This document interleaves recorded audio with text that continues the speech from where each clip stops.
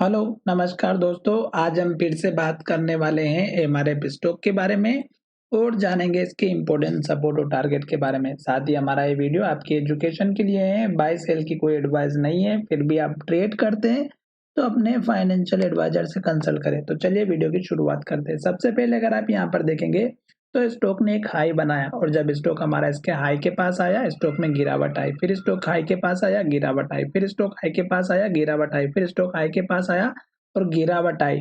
पर ये जो गिरावट आई थी ये हमारी इन सभी लो के ऊपर थी। तो इसका मतलब ये हुआ था कि पहले स्टॉक हमारा एक रेंज के अंदर ट्रेड कर रहा था और जब स्टॉक इस हाई के पास आया तो स्टॉक हमारा जो लो बनाया था वो ऊपर बनाया था और यहीं से स्टॉक जो है हमारा पुराना वाला हाई था, इसी के लेवल का स्टॉक ने हमारा सपोर्ट लिया। तो यहाँ पर आपको एक चीज समझना थी कि जब स्टॉक हमारा कुछ इस तरह का सपोर्ट लेता है और यहाँ पर 1 से 2 वीक तक स्टॉक इसी रेंज के अंदर ट्रेड कर रहा था और स्टॉक ने इस हाई का सपोर्ट लिया और स्टॉक यहाँ से फिर से ब्रेकआउट करके ऊपर गया।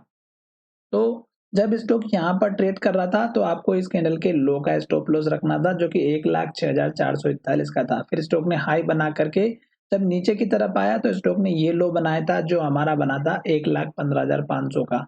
फिर स्टॉक ने यहाँ पर हाई बनाया, फिर स्टॉक ने यहाँ पर हाई बनाया। तो जब स्टॉक हाई बना करके नीचे आया था तो स्टॉक ने हमारा सपोर्ट यहाँ कहीं लिया और ये हाई बनने के बाद स्टॉक ने यहाँ पर हाई बनाया था और स्टॉक ने ये लास्ट का लो बनाया था। तो अब हमें क्या करना था, एक तो मेजर सपोर्ट लेवल या स्टॉप लॉस तो हमें इस कैंडल के लो का रखना था। क्यों? क्योंकि मैंने आपसे कहा था कि ये वो लेवल है जहां से स्टॉक में सबसे ज्यादा बाई पोजीशन क्रिएट हुई थी और स्टॉक यहीं से ऊपर की तरफ गया था। फिर स्टॉक ने यहाँ पर हाई बनाया। फिर स्टॉक ने क्या किया कि जब हाई बनाया तो स्टॉक ने 3-4 हमारे यहाँ पर ग्रीन कैंडल बनाए और हर एक कैंडल का हाई ब्रेकआउट होते हुए गया। फिर लास्ट कैंडल को अगर आप देखेंगे तो स्टॉक ने क्या किया, जहां से ओपन हुआ वहीं से स्टॉक में गिरावट आई और पिछली कैंडल के लो के नीचे क्लोजिंग दी। तो आपको इसी रेड कैंडल में अपना प्रॉफिट बुक करना था क्योंकि एक तो पुराना हाई के पास चल रहा था और दूसरी बात ये जो कैंडल बन रही थी ये छोटी छोटी बन रही थी। तो इसका मतलब ये था कि स्टॉक यहाँ से ऊपर जाने के लिए तैयार नहीं था। अब स्टॉक ने फिर क्या किया, लगातार रेड कैंडल बनाई, लो बनाया, रेड कैंडल बनाई, लो बनाया और ये सिलसिला हमारा यहाँ जाकर के रुका और फिर स्टॉक ने हमारा इस कैंडल के यहाँ पर फिर से सपोर्ट लेने की कोशिश की। पर ये जो कैंडल थी ये बहुत बड़ी बनी और दूसरे दिन स्टॉक जहां से ओपन हुआ वहां से स्टॉक में गिरावट आई और इस लेवल को तोड़ा और फिर स्टॉक नीचे चला गया। अब अगर आप देखेंगे तो स्टॉक ने जो लो बनाया वो 1,29,614 का बनाया और आज भी स्टॉक ने रेड कैंडल बनाई। पर स्टॉक ने क्या किया, कल के हाई को भी ब्रेक नहीं किया, लो को भी ब्रेक नहीं किया।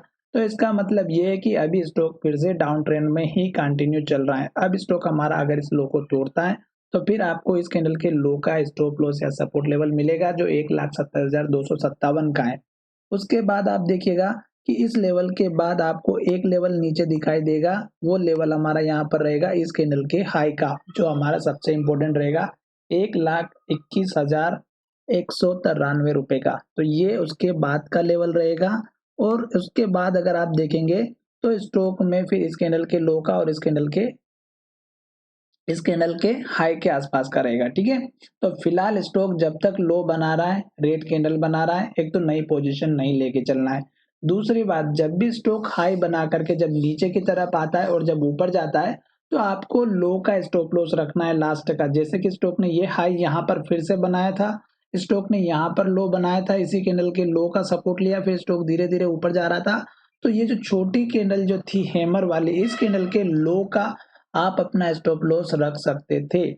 अगर आपको ये लेवल नहीं भी मिला तो कोई बात नहीं, फिर स्टॉक ने यहाँ पर एक लो बनाया था, इस लो को तोड़ करके फिर जब स्टॉक नीचे गया तो आपको ये लेवल भी अपना सपोर्ट लेवल लेकर के चलना था। पर स्टॉक ने क्या किया, सारे लेवल तोड़ ताड़ के अब नीचे जा चुका है और स्टॉक अब आ चुका अपने स्विंग ट्रेड के बेस पे डाउन ट्रेंड में। तो अब स्टॉक जो है नीचे जा रहा है तो जाने दीजिएगा क्योंकि आप एक दो शेयर खरीद के अपना स्टॉक को ऊपर नहीं लेके जा सकते।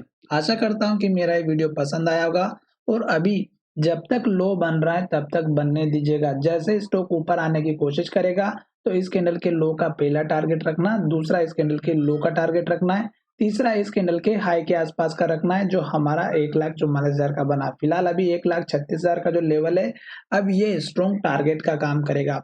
स्टॉक को इतनी जल्दी ऊपर नहीं आने देगा। आशा करता हूँ कि मेरा ये वीडियो पसंद आया होगा। अगर चैनल को सब्सक्राइब करना है तो जल्दी कर दीजिएगा ताकि आपको इस स्टॉक के बारे में सारी इन्फॉर्मेशन टेक्निकल बेस पे मिलती रहे।